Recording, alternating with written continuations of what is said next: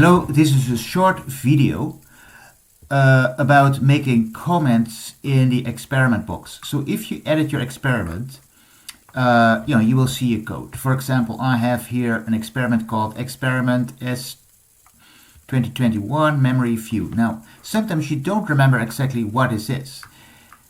And you might wonder, if I just look at the name here on the left, I might want to delete this experiment, but I don't know what I did. So is there a way to make annotations? And there is actually, and this is just by using comments in the experiment. So what you can do here, for example, at the top you can start with a hash mark, right? So if you do this, I zoom in a little bit, hash mark, and I say, this is an experiment testing short-term memory. And you can also, for example, add a line, I started this on, I don't know, January 2021.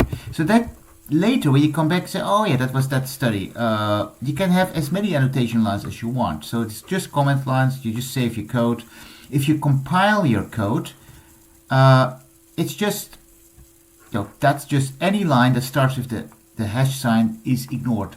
That's the easiest way to make quick annotations, and I recommend it because usually what happens is if you write code, you will forget what you have done. Also note that in the settings, if you go to the settings, there is a way to use the advanced editor with line numbers. Now you can select that, but that doesn't always work on all browsers. So if I go back to my experiment, currently there is a bug in the code and it doesn't look good. So if you have that bug, actually use the settings. We are working on updating that, and some people have notified me about this, so make sure that you switch that off, otherwise your text box might be looking awkward. And that's all.